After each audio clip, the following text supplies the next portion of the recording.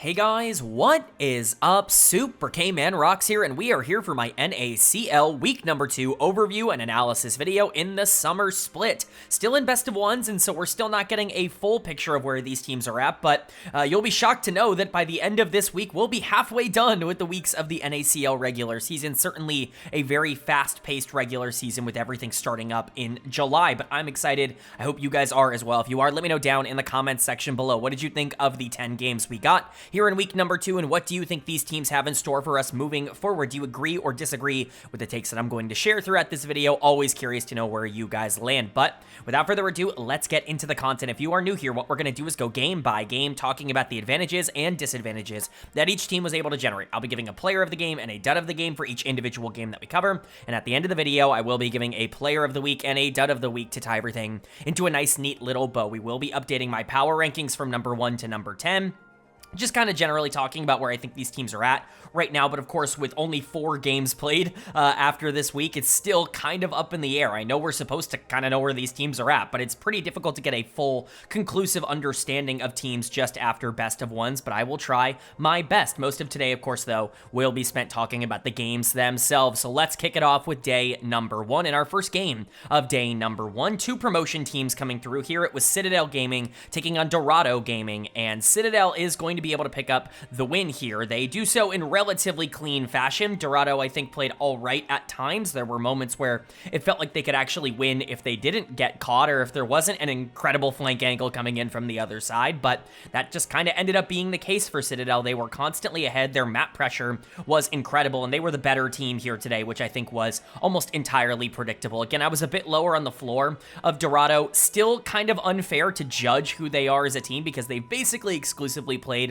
top 4 teams so far. The only one that they have yet to play in the top 4 is Luminosity. They have lost to Supernova, Dragonsteel, and now Citadel. So, you know, teams that I really hype up. I'm not going to freak out too much over Dorado just yet, but let's go ahead and talk about Citadel. Player of the game for me is going to go to Kenvi in the jungle. He really was the initiator, I would say, of a majority of things that happened in this game. Not to say he was the only one. Again, we're going to hype basically everyone on this team up as we go throughout this process, but when you're talking about the big flank angles or catching out an AD carry that's too far forward, pushing mid lane, that was almost always the Wukong. The Cyclones were insane. His map awareness was super high, and quite frankly, Kenvi, ever since the promotion tournament, has just been the best player on Citadel. It's not crazy surprising to see Kenvi show up and look so good in this, you know, tier 2 system. It's not only like he's been very good in tier 2 before, an MVP caliber player, but even the most recent time that we saw him on Supernova in the NACL, he still was playing at a pretty high level. And like I said, he was very good in the promotion tournament. So not shocking to see Kenvi do so well. I think this matchup was kind of tailor-made for Kenvi to be able to take over, but everybody really did their thing here. Philip was awesome on the top side. This guy really is, like he said in the post-game interview, the best tank player on the top side in the NACL. I think we've kind of gotten this big influx of carry top laners coming through the system, especially with players like Surti and Zamudo being the ones to graduate up to the LTA. Philip really is kind of that core tank player here in tier 2. Not to say he can't play carries, just that really is his bread and butter and like his playstyle, and the Cassante looked incredible in this game. Top lane was kind of a nightmare for Dog. We'll talk about Ariana in just a moment because I don't think he was terrible, but I do think that, you know, there were some question marks about whether or not he was going to be able to survive against the best top laners in tier 2, and right now those question marks are very much still there for me from a floor perspective, but it is Philip at the end of the day, and, you know, Philip's a very good player. I think I had him as my number 2 top laner, number 3, somewhere around there, heading into the split. He's living up to that. He's been incredible for Citadel so far. Instinct and Diamond looked very good. Obviously, Sushi and Mixture didn't have a great game on the other side. We'll talk about that. Instinct doing a good job to follow up on a lot of the engages. Diamond had a couple of really great ultimates on the Nico. Even if I think Nico is a bit weaker than she was at the beginning of the year, I understand why teams might want to still pick her. Bradley was involved in basically everything, even if he wasn't the main character on anything. It's still difficult to deal with Cassante Oriana or Wukong Oriana or anything like that in these team fights. So Citadel just kind of playing around their engage very well, and a pretty stock standard front to back game where Dog made a couple of mistakes and Citadel did well to capitalize on them, but that really is what it is, right? Dorado made a couple of mistakes throughout this game, and, you know, they can't really be making those against top tier teams, at least ones as egregious as these. Sushi is going to get dead of the game here. He was pretty consistently caught out way too far forward. If you're going to play an immobile AD carry, you just have to be a bit more respectful than what Sushi was, and obviously Varus gets left up on blue side. They end up taking it on B1, and I understand why you would want to go for that, but you need to make sure you have the infrastructure around Varus to make sure that he can actually, be the one to stand there and team fight. And it just didn't really feel like Dorado was in a position to be able to set that up once Kaido started to lose early and once Ariana was very far behind on the top side of the map. Obviously, it is what it is, but part of the blame definitely has to land on Sushi for just not respecting the engage angles of the other team. I talked a bit in the preseason about how Sushi was being rated very highly by a lot of people because of a stint on Near Airport, but there definitely were a lot of things going for him, specifically the teammates he got to play with on Near Airport when he was subbing in for them, and I just didn't know if that was going to translate immediately to Dorado. The upside is definitely there from a mechanical perspective. I need to see the floor a little bit more. Ariana, like I said, definitely struggling out the gate. Philip was absolutely the better top laner in this game.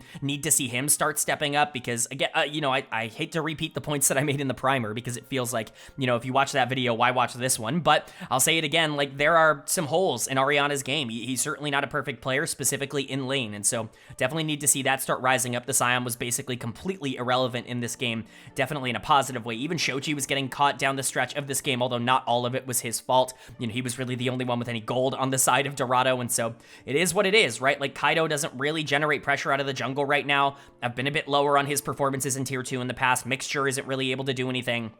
Dorado doesn't feel like a team that's really, cutting edge. A lot of people had them top 5 or top 6. I was much lower on them at number 9 in my primer video, not because I thought that they were bad, but because I thought their floor was just a little bit lower. Now, again, like I said, their schedule's been crazy hard in comparison to basically every other team in the NACL. If they go on a big winning streak from here on out, I'm not going to be all that shocked. 0 and 3 shouldn't eliminate Dorado from your top 6-ish conversations. I just think that right now we need to see some improvements from some of the key players that maybe aren't quite as established at this level for me to feel like they are definitely a team that's going to get there. And for Citadel on the other side, they are a top 4 team, at least from my perspective. They continue to do a lot of the little things well. I just need to see them not screw up a lot of their setups, because I think that's really where things can kind of get murky, against good teams. Maybe they don't make as many mistakes. You kind of force issues a little bit too much. Maybe, pulling back on the trigger sometimes can actually be good. Again, we'll see what this team looks like against other top tier competition, but for now, this was a really good look.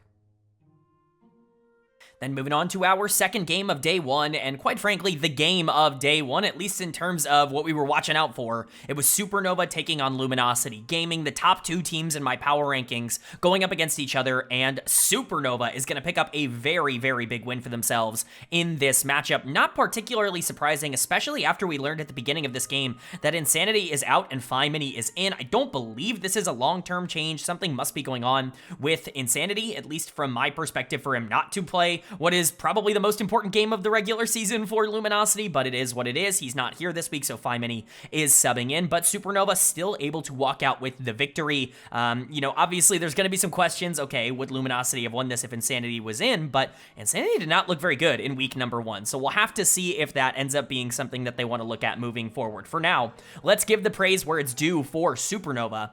This team, at the very least for now, is the best in the NACL. I don't think that's really all that debatable considering how things have gone in the first 2 weeks, and with 3 wins at 3-0, I feel like we've barely just started, of course, but at 3 wins, they're pretty much guaranteed playoffs at this point, no matter what happens. And obviously, if you're 3-0, that, looks like a team that's going to make playoffs anyways, but it's certainly worth noting that in a single round-robin format, best of 1, when you start 3-0, you are almost certainly going to be making playoffs in a league where, 2 wins will likely get you there. So, for Supernova, it's all the hard stuff is out of the way now. Really, at this point, they just need to continue to grow as a team so they can evolve into being, a top 8 team in North America, let alone a top 1 team in the NACL. And it could happen with the macro they got from Dardoch in this game, who is player of the game for me. Breezy talking in the post-game interview about how Dardoch is obviously such a big vocal leader, and he has been for every team he's been a part of as a player and as a coach. It's not surprising to see that Supernova's macro is incredibly good and aggressive this early on into the split. Dardoch was playing Trundle and was basically playing a full-on engaged champion. In this game, he was leading every single charge. He was going in first, prioritizing priority targets, and, just really running the game, quite frankly. It was a really easy choice for player of the game for me, because as much as a Blaze Olive shockwaves were huge, and I do think he played those fights well, and Scary Jerry was pumping out damage in the back half of this game, Dardoch was the one that was really setting everything up for them throughout all of this. So Credit to Dardock. He looks awesome so far this year. He looked great on CCG in the spring split. He looks even better right now on Supernova in the summer split. And who knows, man, if this guy continues to grow, he could get himself back into the LTA, back into Tier 1 sooner rather than later, which is not surprising, but it's certainly a cool story to say the least. Like I said, though, the carries also doing their job here. Blaze Olive, Scary Jerry, both very good in this one. Jerry definitely more clinical in terms of his execution than Tactical was on the other side. These were kind of the two that were debated over being the number 180 carry in Tier 2 right now. I gave it to Tactical after his performance in split number 1, or I guess in the spring split, whatever you want to call it. That did not look like it was the case in this game. Jerry very much, obviously playing from a better spot, but positioning was way better. His team fighting was way better, because really the pacing of this game was kind of close until it wasn't. Supernova wins a couple fights and the whole game completely breaks open. Jerry was a big reason why they ended up winning those fights on the Lucian. I think he just performed better in this one. Breezy's secondary engages were absolutely massive. His rel has been great throughout this year, and quite frankly, I'll say it, like in terms of just raw production, Breezy's been the best support in Tier 2 so far in 2025. I don't think there's been a player at that position who's done more than Breezy so far this year, which I think is really, really cool to see. Again, this is a player we've kind of counted out in the past because he's been in Tier 2 for so long and kind of been on these mid-table teams. He's been good, but not great, never been top 1 or top 2. He has the potential and the talent to be able to do so, and this might be the best team he's ever played for at the Tier 2 level. I'm a big fan of Hoarder. You guys already know that. He was my player of the week in week 1, so I don't need to go too deep on him. It's just everything going right for Supernova. This team is clicking on different cylinders right now. And for Luminosity on the other side, this team is not actually looking all that good. They're at 1 and 2, below 500. Of course, again, I don't know what's going on in the mid lane with Insanity, but right now, I can say that whatever iteration of Luminosity is coming out is not quite as good as they were previously. And I think part of that is regression from the bot lane, because that's really been like the number 1 place I've been looking at. Tactical has just been worse so far this split. He's going to get dead of the game for me on the Corki. He just was not in good spots. We talked about this in the game we just talked about with Dorado and with Sushi. Sometimes if you're going to be really aggressive and step up and you don't really have a lot of tools to be able to follow it up with, you're just going to die early in these team fights. Positioning mistakes can be really costly in especially games that were kind of close like this one was. Tactical needed to be a bit more clinical in terms of his execution, something I actually gave him a lot of praise for in the spring split, because that was a problem of his throughout his entire career, whether he was going to Worlds or not. But I really felt like he got a lot more versatile in terms of how he wanted to play the game in spring. That has not carried over so far to summer. Quite frankly, through the first 2 weeks, he's just not been very good for this team. I think he will turn things around and get better, but now I have some question marks about him. Feynman obviously wasn't very good in the mid lane, but like, what are you supposed to do? I didn't expect him to play. It's hard to really evaluate him too much. Tomio was completely outjungled by Dardock, especially after Dardock got a lead. That is huge for Supernova and not very good for Luminosity. Tomio is a player that I think can play really well from ahead, not so well from behind. Zazel, Fake God, they were generally fine. I'm not going to blame them for this game, but Luminosity does not feel like the number 1 team in the NACL right now, which is shocking considering how dominant their split 1 was, their spring split was. So we'll see if they can turn things around. Maybe they get their full roster back at some point, and maybe they get on fire, you know what I mean? Like maybe they start to, heat up and figure things out, but at least for now, Luminosity is definitely not number 1, and Supernova definitely is. So happy to see the development from that team. Then moving on to our third game of day number 1, and it was a matchup between Conviction and Vancouver Impact, where Conviction is going to be able to pick up the win. And you know what? I'm starting to buy into this Conviction team. I really do believe that they are very, very fun to watch, no matter how good they are. And honestly, they are pretty solid. They play really clean League of Legends, at least so far. There's been some crazy angles for them from a mechanical perspective that they've taken, and obviously some questionable decisions, but not all of them are bad. It's just they play crazy, and I think it kind of works for them. They constantly want to go in, they constantly want to fight, and a lot of teams at this level are just not going to be able to deal with that in a lot of ways. Vancouver Impact certainly was not one of those teams here that could deal with them efficiently. They're just not a team that has the hands to deal with a lot of the players on Conviction. I think that there is a pathway for VI to be relevant here in the NACL, but right now at 0-3, they're in a pretty bad spot to kick off the split, and they really don't want to be bottom 1. Right now they're kind of looking like that number 10 team. So let's go ahead and talk about it. Player of the game for me is going to go to Viper, although there were some moments in this game where I was like, maybe I have to take it away from you just because you're a little bit too aggressive. But one thing I have to say, Viper and Stunt as a bot lane 2v2, genuinely terrific. They are incredibly strong. They're going to be one of the best 2v2s in the entire league throughout the entire split. It is clear that that is just kind of the case. I know they haven't played the toughest of competition just yet, but they're really, really good in that phase of the game at generating leads, at playing really aggressive. I think Viper Viper's time as a top laner definitely comes through with the way he plays AD carry, both for good and for bad, as we'll talk about a bit more. But when he's really aggro stepping up with a big lead, he's putting out so much damage, more so than almost any other AD carry. I think there is a pathway for Viper to be one of the better ADCs in the entire league, and I didn't think I was going to be saying that going into the split, but after seeing him play even just 3 games so far in this split, it's clear that he has something that a lot of other AD carries at this level don't have, which is that killer instinct to be able to take over games, and once he gets a lead, it is really tough to do something to take it away from Viper. So really love the way he's been playing. He is player of the game here. Evolved was the other player I really considered. I thought the Cassiopeia was really solid. He also got a big lead in the mid lane. Sudsy was trying to bring it back with some quirky play in the back half. He was picking up some free kills, we'll just say, with some overreaches from some of the players, but Evolved was doing a great job at the beginning of the game to set himself and the rest of the team up, and then transitioned very nicely into being a secondary carry for this roster. I think a lot of players coming out of solo queue don't do that very well. You see that with new pro players where it's like, okay, you are really good when you have a ton of resources and the team can play around you. What happens when you're winning and the team has to play around someone else and you need to make sure that you're still being positive in the back half of the game? Evolve did a fantastic job of that in this one, which again gives me a ton of confidence for this carry duo moving forward. Perry is everywhere on the map. He's got to be one of the most aggressive junglers in the entire league. His KP percentage is what I'm looking for there. His kill participation has got to be near #1 in the entire league because he's just involving himself in absolutely everything that's happening around the map. Again, playing Trundle like he's this free engaged champion. He did it on Jarvan last week as well, where he was diving way too deep and just assuming his team was going to be able to follow up, and oftentimes they were because the communication was there. Again, I like the killer instinct. I can see a situation where some of those things come back to bite what Conviction is doing right now against better teams, but against Vancouver Impact, absolutely. Play like you're the better team because you probably are. Stunt has been great in the support position. Again, the laning has been very good, and that's not just Viper. Stunt has been a big part of why that 2v2 has been so successful, and TF Blade is more than stable on the top side, but ironically enough, TF Blade might be the weakest player on this team, and he's the only one who was actually playing last split. It's really cool stuff from Conviction. They're genuinely super strong. Like, this might be a top 5 team in the NACL, and I certainly wouldn't be all that surprised. For Vancouver Impact, it's just unfortunate that it doesn't really seem like they have the hands to keep up with a lot of what the teams they're going against are doing right now. Specifically, bot lane in the 2v2 just got super far behind on the Jhin and the Rakan, and it basically made it unplayable for them moving forward. Zev is going to get dead of the game for me. I was a little bit concerned about Zev going into the split already, because I didn't really see it, quite frankly, in the promotion tournament. I thought he was like the 4th best AD carry in the promotion tournament, and, you know, maybe even lower than that in terms of how things were going, and I just didn't see the upside for him to be able to translate that to tier 2. So far, unfortunately, I kind of have been proven right. Nukes has also taken a step back, but Nukes was always better out of lane than in lane, in my opinion. I think this is going to be one of the weaker 2v2s, if not the weakest 2v2 in the league, and if they're going to go down in gold and in CS and in resources so consistently, that is a problem, but that has been something that's just kind of happening right now in the NACL.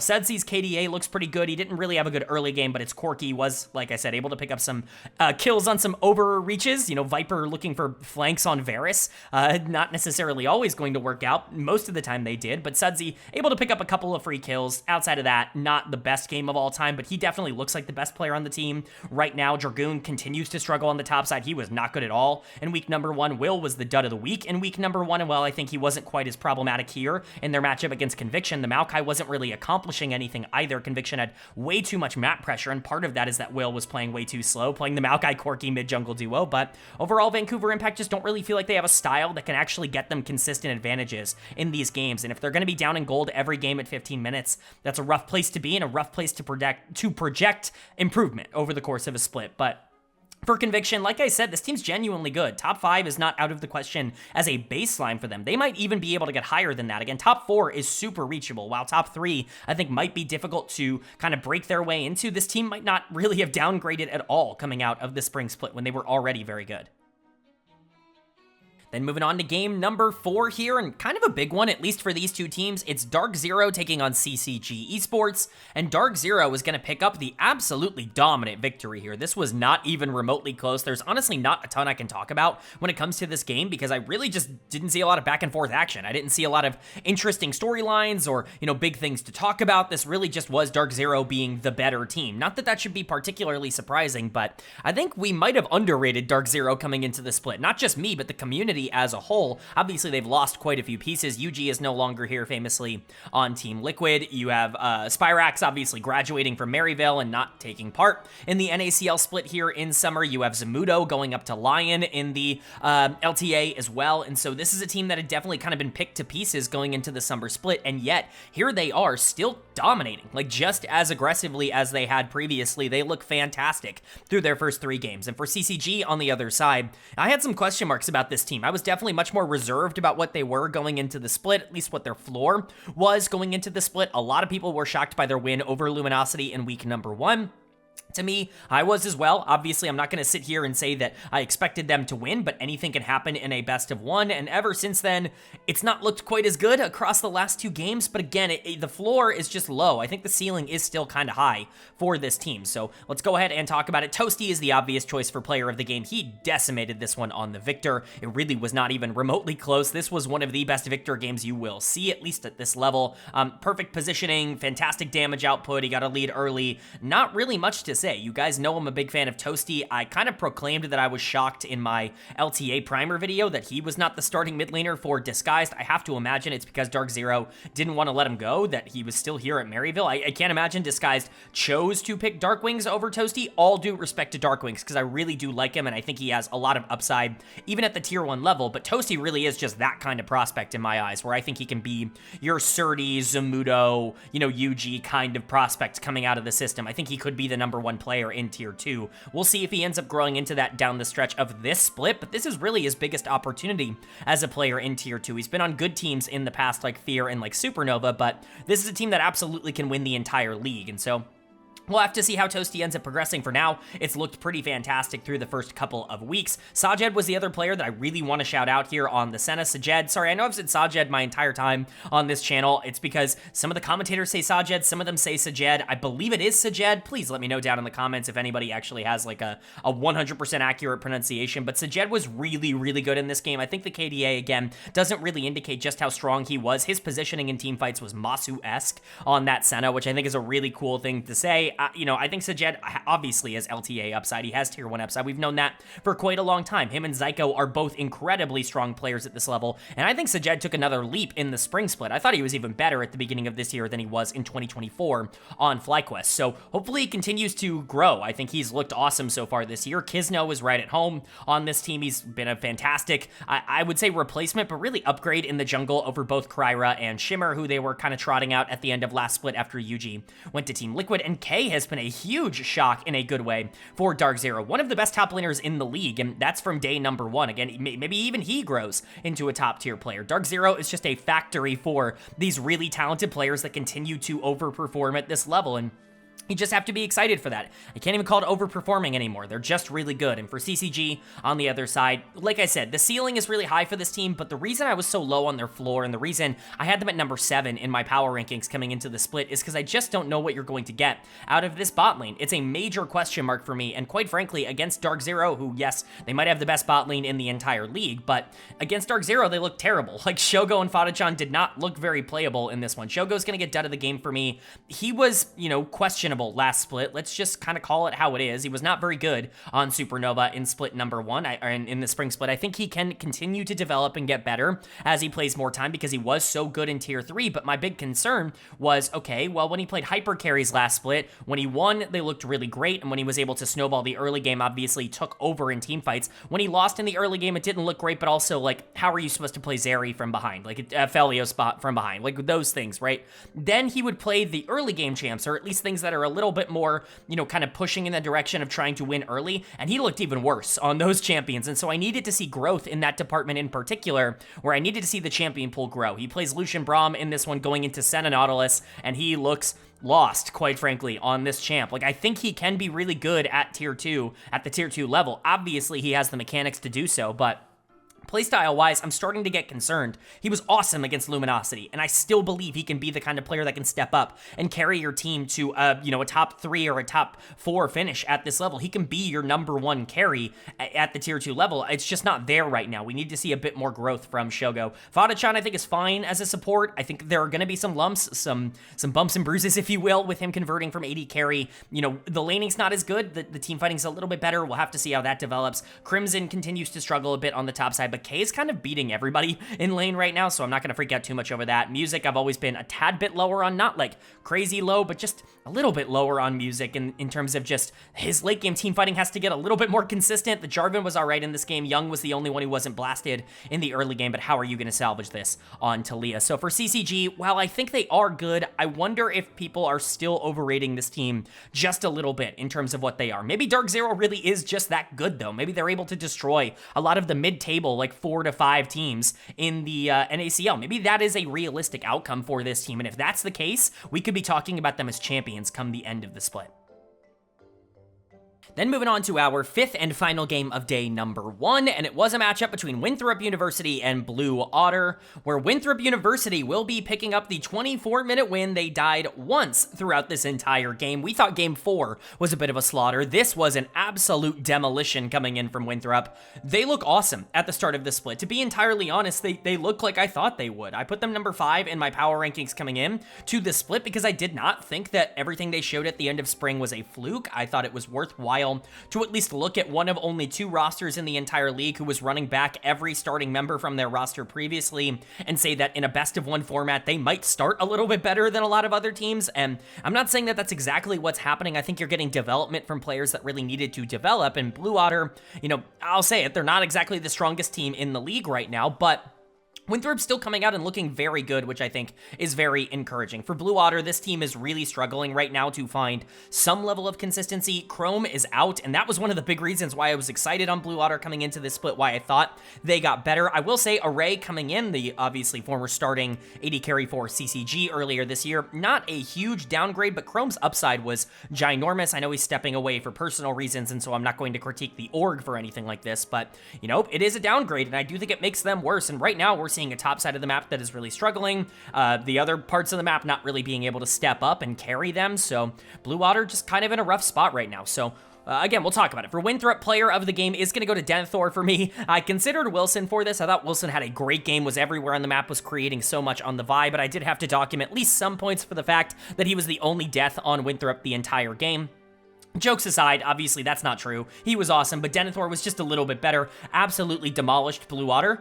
He was 1v2ing at points in this game. He was killing Olaf so fast that he couldn't even proc the extra lifesteal from the champion. Like, it was just absolutely ridiculous. There was no way to ever be able to go up against this Gwen and actually survive. Denethor is one of the players that really needs to continue to develop here. For Winthrop, obviously he's one of 2 that I think have ridiculously high upside. Him and Mobility really are the upside players on this team. Sword and Only 35 I think are the floor, and whatever you get out of Wilson, I think is a positive. We saw good and bad traits from him in the spring split, but I think if he's going to be as good as he was in this game, and generally as he has been so far over the past couple of months, that is a huge plus for Winthrop. But Denethor really has been great so far in their first 3 games. Their 2 wins really were both off the back of Denethor being really aggressive and dominant in the 1v1 top lane, 1v2 I guess in this case top lane, because he really was awesome on the Gwen, and we always know him as like a Camille player, and then kind of going down the list, like he's got tanks in his champion pool, but like he is an aggressive lane-oriented player that wants to play side lanes a little bit more, and that, you know, Gwen offers that. Like, if he can really maximize that, we've seen other players with that playstyle do very well at the tier 2 level. You know, mechanically speaking, I think he's capable of being able to grow a little bit more. I'd be surprised if he does turn into like a top 1, kind of like Zamudo or Surti kind of prospect, although I guess theoretically it is in there, but clearly growth has already been made over the course of this year. He's playing better than he ever has in tier 2 right now. Like I said, Wilson was very good. I was kind of critical of Wilson coming into the split, but I do think that when you're looking at like Wilson versus Low Jazz, Wilson definitely has more experience on that front. If he can continue to grow, like I said, he's kind of the wild card of this team in terms of what they end up getting out of him. If he turns into like a top 5 jungler at this level, Winthrop is absolutely a top 5 team. They could even be a top 4 team at that level. Sword was awesome last split. His floor is really high. Same thing with Only 35. I think both of these players are just good. You kind of know what you're getting out of them. Only 35 a bit more feast or famine than Sword, but generally they're the floor of your team, and if Mobility can continue to grow, that is huge. Bot lane was not all that relevant, I'll just say, in this game because topside was so important, but overall, you're still looking at Mobility as the guy for Winthrop. So really nice sub 25-minute win here for a team that I expected a lot out of. And for Blue Water, I'm just starting to get a bit concerned for this team. Obviously, they really underperform in the spring split. They're very close to being in one of those promotion and relegation spots, which is never really an ideal place to be for an org like Blue Otter, especially because the expectations going into this year were relatively high, but it doesn't feel like this team has gotten better. In fact, I think with the change in the jungle, going from music to low jazz, obviously Chrome kind of backing out and going to Array, this team might actually be in a bit of danger. We've been talking about the NACL being a lot better. Obviously, Dorado and Vancouver Impact, they've started out very slow, but Blue Otter might be a team that's closer to that bottom three than they are to kind of the middle tier right now of Winthrop and CCG and, teams around that area, Citadel, if you want to put them in that area. Like, unfortunately for Blue Otter, they're in a little bit of trouble when it comes to all of that right now. So we'll see how they end up progressing, but this was not a good look. Quacker is pretty obviously dead of the game. This Olaf just did not work out. Quacker has terrible performances when he loses. Like, that's just kind of how it goes. Again, the good games from Quacker are very good. He's still able to dominate and take over from ahead, but he is the definition of a feast or famine top laner. When he feasts, it looks good. When when it's famine, when he has no gold or resources, he will keep dying on loop, on repeat, which is never a great place to be. Low Jazz definitely looks like a downgrade in the jungle as of right now. Again, the floor for Low Jazz is very low, so not shocking to see that. Array and Rovex were not the problem here, but Samikin also kind of on the back foot. It's just hard to fully discuss this for Blue Otter. This game was over at like 5 minutes into the game. There was basically no way for them to play it from that point onwards with how much gold Gwen ended up getting and just how much the map was against them in terms of their favor. All of their early plays ended up going poorly. This is one where if it's a scrim, it's a GG go next, it's an FF, and you figure it out. But like, it is what it is on stage. You got to live with it. Hopefully Blue Otter can turn things around. And for Winthrop, this is obviously a huge win, but Blue Otter don't look in their best form right now. You need to be able to carry this over. Right now, their wins are only really against teams that are kind of struggling at this level. If they can start picking up big wins against teams in the middle of the pack, we could genuinely be looking at a top 4 or top 5 team again. But then moving on now to day number 2, and kicking off day number 2 was a top-of-the-table clash, another big one here between DarkZero and Luminosity Gaming, and Luminosity is going to pick up the big win here. I genuinely thought no insanity. This is probably an 0-2 week for Luminosity. I think they might be dropping to 1-3. We might be looking at this team like outside of the top 2 for the first time since at all this year in 2025. They've always been a top 2 team in the NACL, but they are able to come through with a very, very big win here. DarkZero is a very good team, and they've shown they have a lot of good consistency, and these players are very talented, and yet Luminosity, even with a sub in the mid lane, and especially because of the sub in the mid lane, end up coming out on top in this big game. So let's go ahead and talk about it. Fimany subbing in for Insanity and getting player of the game in their win over DarkZero. This is big. I know Fimany had very little time to prep for this series, and so it's really encouraging to see him come out and play so well, have such a big moment in this game when he does end up landing that shuffle onto Sajed in the back half. That was ginormous for Luminosity, and outside of that, he was putting out so much damage on the Azir as well. He really was the player of the game. It's not just a narrative award going over to him here. He was the most important and best player here for Luminosity, and again, that is so ginormous. Fimany was one of those players for AMI where coming into the NACL, he was the one player I was like, okay, I'm going to keep an eye out for him. I think he is like really like a high-end upside kind of mid laner. He's super young and very inexperienced at the tier 2 level, which is genuinely a good thing when you are trying to look for prospects. You want to see players who haven't really established a ton in terms of what they are already so that you can kind of mold them if you are an organization. But unfortunately for Fimany, it wasn't a very good debut split. I think he was one of the weaker players on AMI from a stage perspective. I've heard nothing but good things about him from a behind-the-scenes perspective, and like coaches love him. So, he's still really high upside, and I wanted to see more of that, just more feast or famine in terms of what we saw in the tier 2. This was the best game he's ever played at the tier 2 level, and it's not particularly close. Now, lo and behold, it's when he's got tier 1 talent surrounding him, which is obviously, it helps. It certainly doesn't make things more difficult, but Fimany looked awesome, and the Azir looked great. I'm not going to be surprised if other teams are giving him a call after this kind of performance. There are teams in the NACL that would love to have a mid laner who could perform like this, but, that being said, he probably won't be on Luminosity for much longer. That would be my understanding. I do believe Insanity is coming back, but he did an admirable job this week of filling in.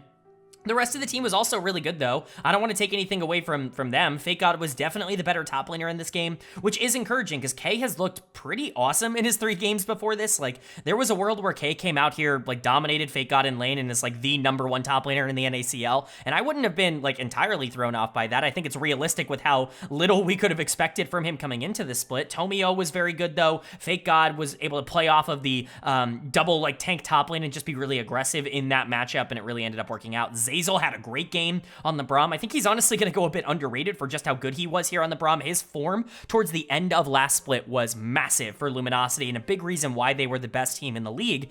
I'm glad to see that that's carried over. Tactical was much better than he was earlier on in the week. I still think he's a bit more feast or famine right now than I would like, but it's looking a lot better. This was a much better showing for Luminosity than they had on day number 1. And again, the crazy thing, they had to play Supernova and DarkZero in the same week, which is completely unfair for Luminosity, and that's the week they needed a sub in the mid lane. It's kind of a disaster scenario. To walk out of it 1-1, I think is still generally pretty darn good. And then for DarkZero on the other side, like I said, it's kind of a deflating loss because I think this was the time to strike for DarkZero, but at the end of the day, it is to Luminosity. I think there are some things to criticize, but hopefully they can rebound here.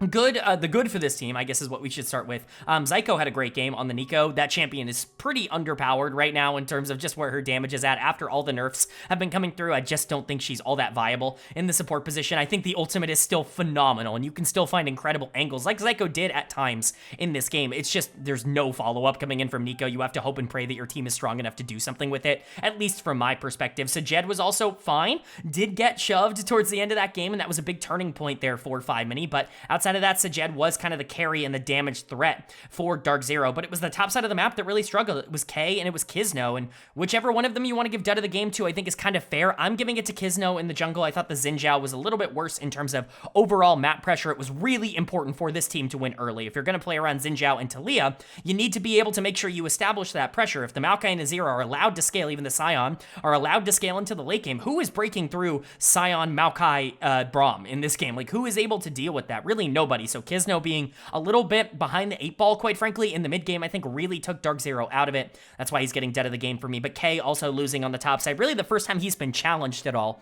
in the NACL. Good to see that at the very least Latin American top laners aren't infinitely better than our tier 2 ones. He still is a player I'm really looking out for, but you know, we'll see how he responds to finally losing a lane matchup. Overall, it's not the worst loss in the world for DarkZero. I think you can get over this. I think you can figure things out moving forward. You're still at 3-1. You're likely still going to be a team that's in the top 3, basically, no matter what ends up happening. But this was a necessary win for Luminosity. If they didn't pick this up, it would have been an absolute nightmare for them. So congratulations to them for getting a big one here. Then moving on to our second game of day number 2, and it was a matchup between Supernova and Blue Otter. And Supernova is going to pick up the almost 40-minute victory. This game took quite a while. It extended a lot longer than it probably should have. Blue Otter did a good job to keep things alive for themselves, but this was a Supernova win through and through. Even in the early game, it really felt like Supernova was running things. There was a pretty big jungle gap in terms of how things ended up going down between these two teams, and that just meant that even if Blue Otter was team fighting relatively well in terms of being able to survive and actually win some fights, Supernova never felt in danger. It never really felt like they were actively losing, rather just getting delayed. So, you know, credit to Supernova for feeling so inevitable and also officially becoming the only team that will go 4-0 undefeated to start the split. They are alone at the top of the standings. It's nice, but again, you know, nothing really crazy to see here. So we'll go ahead and talk about it. Dardoch is once again getting player of the game. He has started off this split incredibly hot. Again, they're favorites for the promotion tournament. It's not super unrealistic to expect this team to be in the LTA, and Dardoch is playing like an LTA level jungler right now. That I can definitely promise. Poppy is just unbalanced. Like, there's nothing else for me to say. I go on this rant all the time, not on this channel as much anymore, but when I'm casting for the LPL, I definitely talk about it quite a bit, where it's like, man, Poppy kind of does everything, no? Like, her damage is crazy high, at least at a base. Like, her bases are just really good. She doesn't need to build damage in order to do damage, especially early in the game. Her tank stats are ridiculously good. Her kit is way overbalanced. Like, it blocks everything in the game. Like, every major meta champion is almost entirely hard countered by Poppy's existence at all, and she does all of that while being flexible in multiple positions, while being good both early and late. Like, Poppy is just crazy good. It's one of those champs that I just think is always valuable to pick.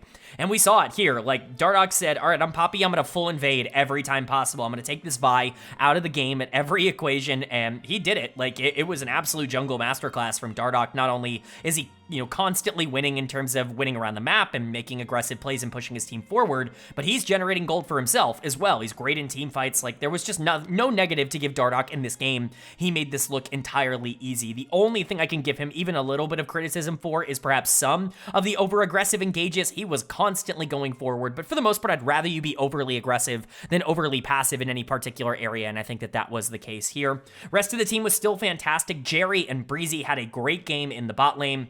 Breezy in particular looks incredible on these enchanters. He's always been a very good enchanter player. Even going back like a couple of years, it's cool to see him carry that over into a meta where I don't think it's quite as popular to play enchanters right now. I still think they're very good, but things like Lucian Braum have really picked up in popularity, which means things like Nami have kind of moved out of the spotlight in terms of where they are in these drafts. Breezy was happy to pick up the Nami and look really good doing so. Deathless, again, very solid from him. Jerry was pumping out damage throughout the back half of this game. Again, sometimes you can maybe argue that he could have done more in team fights, but it's Lucian. I'm not going to panic. Blaze Olive was actually huge this game. It doesn't necessarily show in the KDA, but the Annie was a huge problem for a tankless Blue Otter. There was no way for them to actually ever engage aggressively here because the Annie could basically counter anything they wanted to do by shutting down whoever went in too quickly. Hoarder was solid on the Jax, but I wanted to see a bit more side laning coming in from him. Overall, it kind of just ended up devolving into more of a Fiesta, but Supernova were more than strong enough to be able to handle it from there. And for Blue Otter on the other side, I'm just not feeling great about this team, man, and I think it's mostly because of Lojaz in the jungle, and I'll talk about why that's actually kind of encouraging moving forward, but Lojaz is going to get dead of the game here. He's just not at the level of the rest of this team, unfortunately, in terms of how things are going. Not to say everybody else here is playing fantastic. Samikin had a pretty bad game in the mid lane.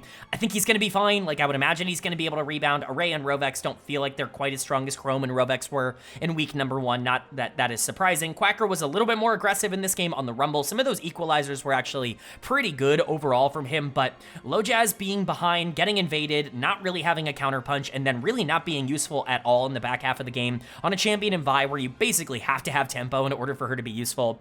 It's just not an ideal set of circumstances. I'll just say that for Blue Otter. The reason that that actually is at least a little bit encouraging is because it's been reported Kryra has been brought on here by Blue Otter, no longer with Maryville, no longer with DarkZero. Kryra presumably will be the starting jungler moving forward for this team. I think that immediately increases their floor, and it certainly increases their ceiling. If you followed the channel for any amount of time, you'll know I'm a huge believer in Kryra. I think he can be a top 1 jungler in the NACL. Maybe not this year, but like I think he has that kind of upside, and so to bring him in, I think that's another good roster decision. They kind of got burned, Blue Otter did, with Keel and Chrome stepping away, right at the start of the split, even before the split started for Keel. And so to be able to rebound and get players like Kryra and Array as counter punches, I think is really strong. This team can still compete in the upper echelon. I just have no idea what they're going to be. Right now, unfortunately, they're probably bottom 3. They can figure things out, though, and I think this roster should be good enough to avoid bottom 2. And then for Supernova, again, they're top 1 until proven otherwise. The only team to stay undefeated through the first 2 weeks.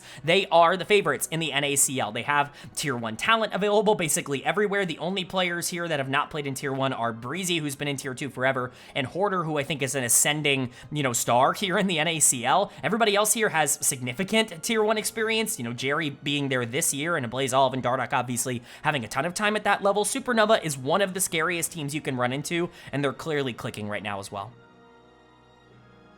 Then moving on to game number 3 here, and game 3 was a 2-1 versus 2-1 matchup between Conviction and Winthrop University, and Conviction is going to pick up the win here, move to 3-1, and really establish themselves as one of the top teams in the NACL right now. At the very least, I think bare minimum they've proven that they are top 5. I think you could even make the argument that they are higher than that in terms of where they are placing right now, because 4 to 8 are all kind of this cluster, even 9, right? Like 4 to 9 are all kind of this big cluster in terms of teams. And so if Conviction is the best of those, that's pretty darn scary. This could be a team that genuinely makes a run, and the reason I say that is because this is kind of their floor. Yes, I do think they're erratic and wild on the Rift, and I think that that sometimes works in and out of their favor, but at the end of the day, if you're winning games, does it really matter how you're getting there? This team is generating advantages that not a lot of teams are able to generate at this level, which is big. For Winthrop, they drafted an early game comp, didn't really win enough early, and then lost the game. Like, it just kind of is the way that it is. I'm not freaking out over Winthrop, but I do think that there are some things to be a little bit less optimistic about than maybe you would have been earlier on in the week. Let's go ahead and talk about it. For Conviction, player of the game is once again going to go to Viper in the bot lane. I get that this is not the cleanest Vayne game of all time. The Vayne, first of all, huge pick. It's probably the thumbnail for this video because there's no player portraits that I can get for the thumbnail. Nobody has full body shots for me to make any sort of creative things there, so shout out if you came to the video for the Vayne thumbnail, but Viper ended up looking, pretty solid in this game. Once again, enable the AD carry and things will end up working out. Viper is like sneakily going to get himself into MVP conversations if he just ends up with 11 kill games over and over again. His KDA is going to be out of this world. That being said, it's no surprise that he led the team in deaths. It definitely showed on tape. There were times where he was playing like a top laner. That I will say, when, he's running in. That Elder fight in particular, where he just kind of walks up and, he fights really well before that, does a ton of damage to pressure Blue Otter out of the Elder situation, and then just continues to chase and immediately dies. It's very funny. Like, it's just, okay, yeah, that's Vayne. Like, that's Viper as a player. That's him encapsulated. But for the most part, that aggression does end up working out. Viper and Stunt as a 2v2 are incredibly good together. Like, this is genuinely one of the more dangerous 2v2s in the entire league. We compared them. A lot of people were making jokes in the preseason about Conviction kind of turning into budget near airport in terms of a content org, with a lot of streamers and league personalities coming in.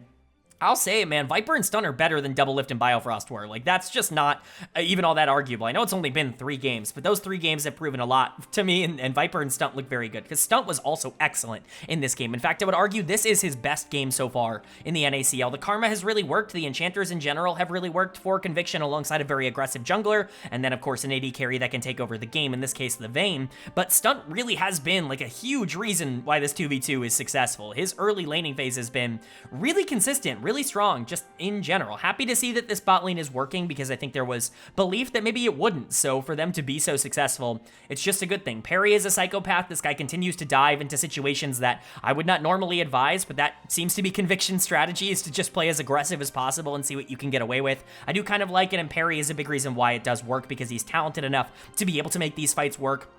Evolved is a great team fighter, and honestly, he's a player that's pulled back a lot. Like, he's not the aggressive part of this team. I would actually argue he is kind of the stable part of this team. He's just going to be what they need him to be in team fights, and for the most part, that works. I wanted to see a bit more on the Azir, but overall, I can't really complain about a player kind of understanding his role and optimizing it to a certain extent. TF Blade's kind of been meh on the top side. He's kind of been whatever, all things considered, but the rest of this team, and the bot lane in particular, have looked so good that it's hard for me not to consider Conviction an actual threat right now. They remind me a lot of CCG from last split, which is a good thing. And for Winthrop on the other side, this team is interesting to talk about. Mobility got really strong on the Jhin, but, like, what are you supposed to do here? You're Renekton Vi Talia, and you're down in gold. You're supposed to fight over Elder? Like, that's not going to happen. It's just so difficult to imagine a world where they actually felt like they were in this game, even with the bot lane playing well. Credit to Mobility, credit to Only 35. I think both of them at times were even better than Viper and Stunt in terms of being stable in the bot lane. It just wasn't winnable in terms of how their setups ended up existing. Wilson, for me, is going to get done of the game in the jungle on the Vi. I really felt like him being behind in tempo and not really playing out the early game well, Perry being more aggressive, ended up being the downfall of Winthrop in this game. But if you wanted to give it to Sword,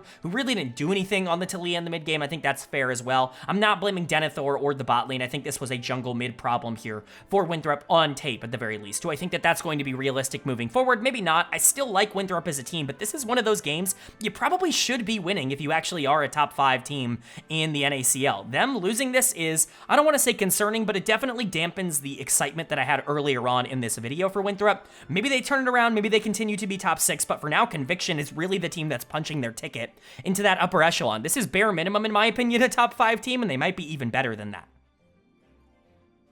Then moving on now to our 4th game of day number 2, and this is a decently big one. It's a battle between 2 winless teams, Dorado Gaming taking on Vancouver Impact, and Dorado Gaming destroys Vancouver Impact here. They've had an absolutely brutal schedule to kick off the split. They've basically only played upper tier teams. They've played number 2, 3, and 4 in my power rankings. Supernova's going to be moving to 1. DarkZero only really struggled against Luminosity, and while Citadel has been more beatable, they're still a very talented team full of former tier 1 players. Dorado has just been put in the meat grinder in terms of what their expectations have been. They deserve this win over Vancouver Impact. I will give it to them. Vancouver Impact, unfortunately, are just not very good. They're the clear 10th place team right now in the NACL. Kind of reminds me of Pulse last split, except I think they're better, and I think the league in general is better, and so just kind of ends up being what it is. But, you know, Dorado was not 10th place. I can promise you that. This 1-3 team might be primed for a rebound. We'll see just how hot they can get over the next couple of weeks, but at least for now, they look good in this one. Kaido, for me, is going to get player of the game, although Ariana was incredible on the top side. It should go to one of Ariana or Kaido. They were definitely the two main players, I would say, for Dorado in this one, but Kaido kind of creating that advantage for Ariana, even if he ran with it a bit more, kind of let me lean in his direction in terms of player of the game. I've been pretty critical of him as a player on my channel over the course of the past couple of years, you know, obviously formerly going as City Witty, a player that I've not necessarily talked about all that well, but I think he has upside and promise. That's just generally the case in North America. Anybody can turn into a good player when you have the mechanics to make it to tier 2. It's all really just about what kind of adjustments you can make once you're here, and I think Kaido made the right ones, at least in this game. He was very active on the top side. Dragoon was a liability for Vancouver Impact, which we will talk about, but really, it was Kaido getting that early lead for Ariana and, you know, getting that early deficit for the Gwen on the other side that ended up snowballing this game out of control. So credit to Kaido, but Ariana was also excellent on the top side here on this Aurora.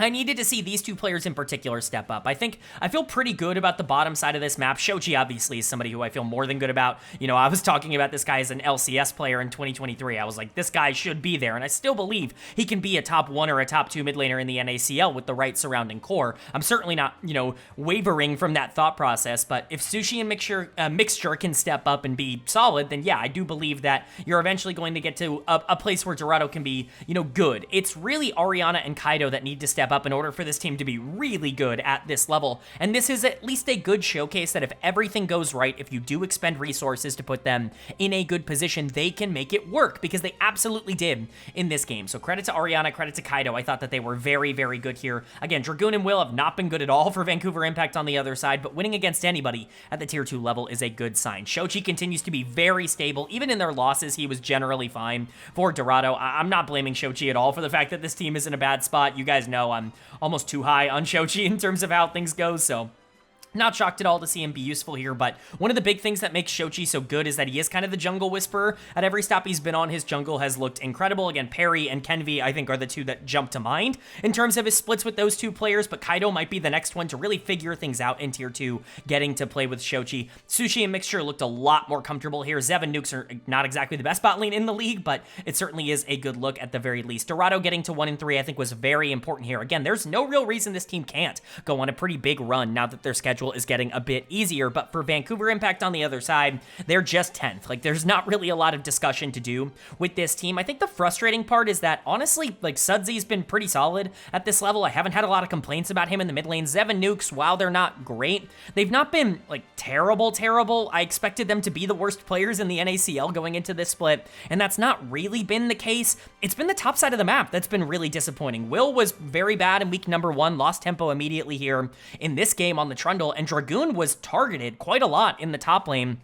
He's going to get dead of the game for me pretty obviously in terms of this performance. The Gwen is not working. Dragoon, honestly, has just not been very good. He's maybe been the weakest player so far in tier 2 across the first 2 weeks. Again, it's best of ones, and so I don't want to, you know, sit here and be like, oh, Dragoon is bad, because that's just not how it works at this level. Even if it was best of 3s, and even if he was bad throughout 12 straight games, anybody can figure things out. We've seen Dragoon have success at the top of tier 3. There's no reason to believe he can't translate that to tier 2, but this is another tenure where it's like, okay, Dragoon, you need to start, like, stepping up. I expect him to be able to. I hope it comes soon, but this was one of those games where you wanted to see it be close for Vancouver Impact and specifically for these veterans on the top side, and it just wasn't. Again, maybe it ends up coming around at some point this split. This took away a lot of confidence that it will for me. So Vancouver Impact sitting at 0-4, clearly last place, and Dorado Gaming, again, if they can go on a hot streak right now, I think a lot of people are going to change their tune on this team. Now that they're playing against teams that are a lot closer to the 5 to 7 range, maybe they are able to figure things out. Specifically, that matchup against Blue Otter might matter a lot. All they need to do is not finish in the bottom 2.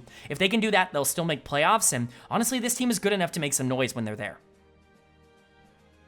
But that's going to bring us to our final game of the week, our 5th game of day number 2, and it was a matchup between Citadel Gaming and CCG Esports, where CCG is going to pick up the victory in 28 minutes, and it was a very, very good win for CCG. I, kind of have been a doubter of this team. I know I moved them up in my power rankings after week 1. They were the only change I made, in fact, was to raise CCG's stock after their big win, but I didn't really know what we were going to get out of them. I think especially after their loss on day 1, with them going up against Citadel, here on day 2. I thought they were going to end the week at 1-3 and that I was going to kind of be back where I started with this team, putting them around number 7 in terms of the power rankings. But this is actually a very, very big win for them because it goes to show that they can compete at the top of the standings if everything goes right. For Citadel, I honestly am a bit concerned about this team. Their 2 wins are against teams they should be able to beat in Winthrop and in Dorado, and their losses are against teams that are kind of in the middle of the standings in Conviction and CCG.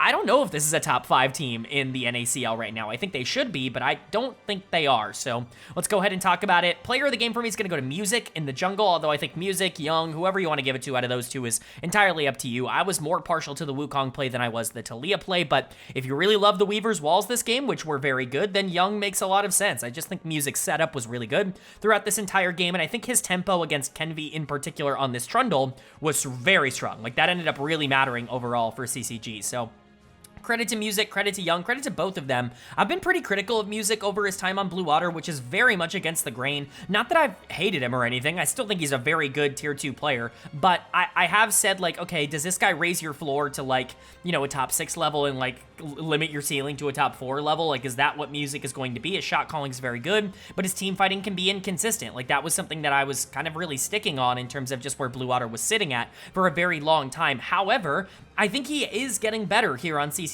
In fact, I would argue he's playing better right now than he did at any point in the spring split for Blue Otter, which is a very, very good sign. Again, very small sample. It's hard to make definitive statements like that. It's ironic because the player that I compare him to the most here, and this is going to be a very weird comparison. If you don't like this comparison, then you're probably not liking the channel anyways. But the player that Music reminds me the most of is Sheo over in the LEC for Team Heretics. I think they have a lot of similar traits in terms of how they play the game. Sheo has become a pretty good and pretty important jungler for his team over in the LEC, but I think he was kind of trapped in a system where he had to play a very specific role on BDS for a very long time. I think Music can still grow, and I think he can still become more of a carry-oriented player if that's something that he wants to do. We just haven't really seen it in the NACL, so hopefully it's coming out of him, because again, I think he's playing better right now than he certainly did at any point in the spring split. But Young also coming back to pro play and looking pretty good. He kind of took a hiatus, a small one, in the spring, and I think he's always just been very good at this level. He's not really ever been a top 1 or a top 2 mid laner for me, but he's always been hovering around like 3rd or 4th best, basically no matter what, even like especially going back to the Golden Guardian days, like the Disguise days, all of that. Like, Young has always been a good player at this level. I'm not shocked to see him be able to outperform someone like Bradley, who quite frankly, you know, Young might just be better than. Like, yeah, I like Bradley, but Young is a very good mid laner. He's, you know, borderline, you know, tier 1, you know, Darkwings is a player that just went up to Disguised in tier 1. Young is like Darkwings level in terms of his talent. Shogo and Fadachan, I think, played really well here. Fadachan in particular on the Karma, I think looked nice. Shogo's KDA is really good on the Jhin, and this is the kind of game he needs to play in order for me to feel better about him as a player, something where he doesn't really need a ton of resources in order to feel like he's effective everywhere on the map, but also is very involved in the game plan on something like Jhin. It's not Aphelios or Zeri or Jinx or anything like that. It's just a good game and a confidence-boosting one for Shogo. Crimson was also solid, especially in a very good matchup on the top side where Philip was not useful, but CCG in general just looking pretty good, and for Citadel on the other side, this is kind of a disappointing loss, and really one that I think you're going to be a bit frustrated with if you are Citadel. Philip is going to get my dud of the game here in the top lane on this Rumble. He didn't really get to do anything this game. We were just hyping him up earlier on in the week because he was so good on that Cassante in game number 1. He goes to something a bit more aggressive, a bit more carry-oriented in the Rumble, and it doesn't look nearly as good. This has always been a bit of a problem for Philip, at least in tier 2, where it's like, okay, you're a good tank player. What can you be as a carry? What can you be when you're given resources? And it just didn't really work out. That alongside the fact that you're playing Rise Misfortune as your carry duo, which is at least a little bit questionable from my perspective. I think MF is playable because there is a lot of, you know, wombo ability here if you want to get that bullet time off, but pairing it with something like Rise that wants to play side lanes and then having 2 teamfight ultimates, I guess 3 teamfight ultimates with the Nico Pop Blossom as well, doesn't really feel all that big for me. Maybe you just see the angle for Rise to be able to get in with the Realm Warp and set everything up for a big, like a wombo combo ultimate brigade. Like, I can understand that if you want it, but Rise wants to be around the map. He wants to be doing things to answer the Taliyah, so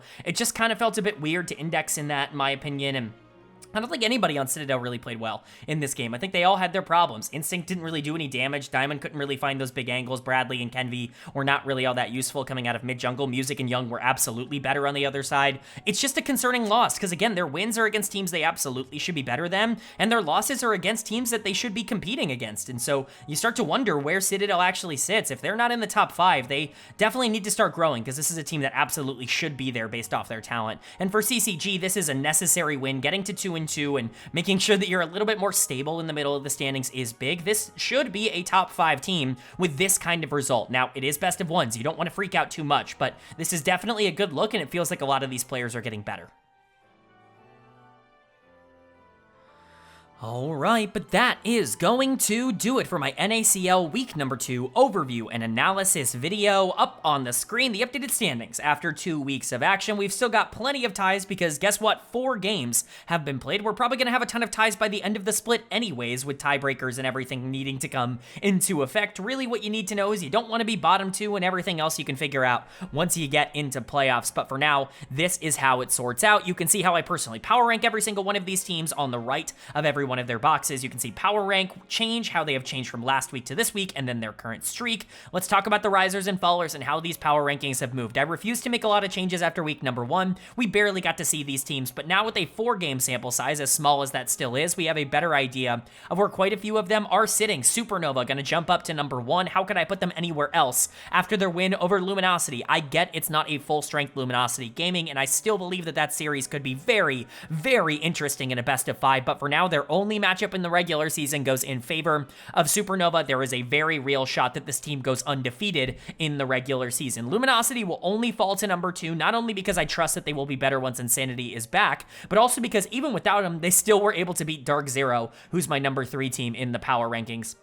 I do think they're a cut above. Like, those 3 teams are kind of better than everybody else, and so I think it would have taken a lot for someone to make that leap, but you know who came very close? Conviction, who's moving all the way up to number 4. They're kind of the best of the rest right now. They reflect that in record, and I think their gameplay shows that as well. I think Perry has looked awesome at the start of this split, but really it's the bot lane that has stood out in a positive way to me. Viper is on a hot streak right now. Stunt has looked incredible in the support position. Evolved has been very patient and very team-oriented in the mid lane. If TF Blade can start coming around and be basically what he was last split, because I think he's been a little below his near airport level so far, I think this team could genuinely compete to be in the top 3, which is insane because I never expected that at the start of the split. CCG will be moving up to number 5. They're definitely the 5th best team right now because they beat Citadel, who moves down to number 6. I still believe this team absolutely should be around number 4 or number 5, but right now they've not played like it so far in the NACL. I do believe that they will get there again. I think the upward mobility is more than possible for a roster of this quality, but I've got to see it on stage before I firmly believe it. Number 7 for me is Winthrop. I still believe they're competitive, but maybe not quite as competitive as I thought they were going to be going into this split. And number 8 will be Blue Otter. Because again, I think Otter might even get better over the course of the rest of the split. For now, they're better than the bottom 2, but honestly, they're a lot closer to Dorado than I think they want to be in terms of getting number 9 in that power rankings. Dorado will stay at number 9. I think if they go on a big hot streak, I'm certainly not going to be surprised, but I do, again, very similar to Citadel, need to see them pick up wins against teams that aren't, you know, significantly below them in the standings before I just believe that they're going to get there. And Vancouver Impact is the number 10 team in the NACL. I don't think a lot of people are going to be arguing about that. Let me know what you agree with or disagree with from a power rankings perspective in the comments section below. Very curious to know your thoughts and opinions down there. But let's go ahead and get into my player of the week and my dud of the week for week number 2. Player of the week was kind of tough because there were 2 fantastic candidates, but I settled on Dardock, the jungler for Supernova, getting player of the week. Viper came very close for me in terms of getting this. I think he got 22 kills across his 2 games this week. Pretty good, but overall Dardock I think controlled his games incredibly well and showed the best tape in terms of what we saw. Dardock's on fire right now. He was already fantastic for CCG earlier in the year, and now he's stepping up for Supernova. This guy has done a complete 180. I thought he was kind of cooked going into 2025, if I'm being honest. That couldn't be further from the truth. He has been phenomenal so far this year. But Viper is definitely an honorable mention, a runner-up, 2nd place in terms of player of the week. If you wanted to give it to Viper, be my guest. That bot lane has been tremendous to watch and honestly very, very fun. Viper's been a big reason why Conviction has felt so entertaining and Hopefully that keeps up. They're a very fun team to watch, regardless of if I think their strategy will work against top tier teams. Denethor will be my final honorable mention. This was a difficult third spot to fill. I almost considered putting someone like Stunt in this position because I do think he played really well this week, but Denethor, I wanted to give him credit because of that one game. I know it really feels like a big outlandish thing to be like, well, Denethor won one game, but even in their loss, like he was generally fine, and you know, I'm just excited for the growth that he's making. I think he showed a lot of good traits. So Denethor and Viper are my honorable mentions, and then my dud of the week, unfortunately, is going to go to Dragoon, the top laner for Vancouver Impact. That team is falling apart right now, and really it is the top side of the map. Will gets dud of the week for week 1. Dragoon gets it for week 2. Certainly not a great start. Hopefully they can turn things around. I don't want to see this team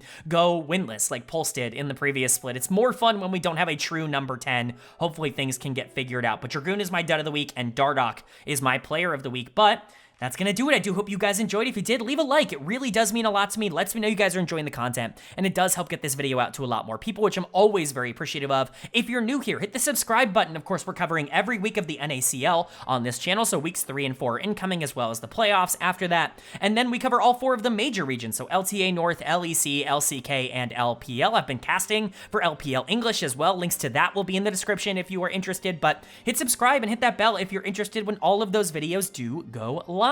But with all that being said, I hope you all are having a great day. I hope you continue to have a great day, and I will see you all